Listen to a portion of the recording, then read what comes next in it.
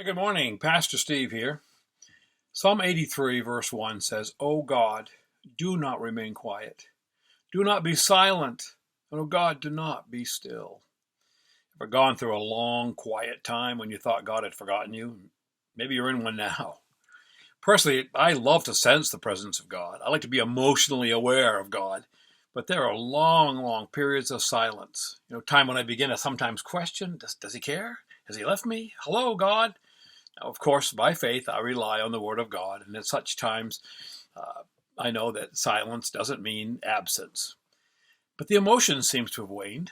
I can probably guess that we can find an explanation in nature for some of this.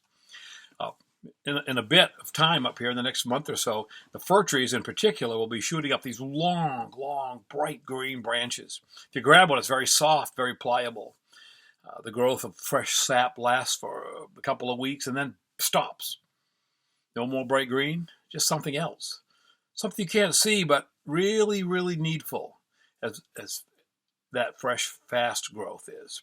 The month from July to October are spent simply solidifying the growth in that little branch to prepare it for the long, cold northeastern winter. The fresh green would be pretty to have all the time, but it would die off really quick when the frost hit.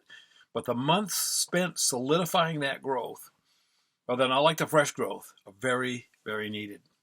I've come to see this as a spiritual application for me as well.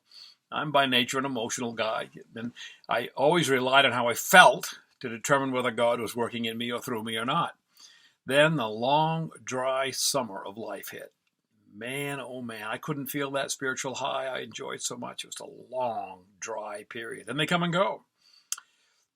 In an old article from Desiring God, I read this.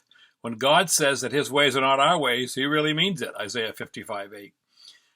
Piper says we have these encounters with him where he breaks into our lives with power and answers our prayers and wins our trust and waters the garden of our faith, making it lush and green.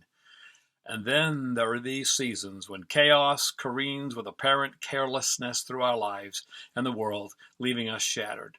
Or an unrelenting darkness descends, or an arid wind we don't even understand blows across our spiritual landscape, leaving the crust of our soul cracked and parched. And we cry to God in our confused anguish, and he just seems silent. He seems absent. Job said, I cry to you for help, and you don't answer me. I stand, and you only look at me. Job 30:20. Same with me. I asked God, where are you? And there was no answer. But so it seemed. I had to trust him and learn that that silence doesn't mean absence.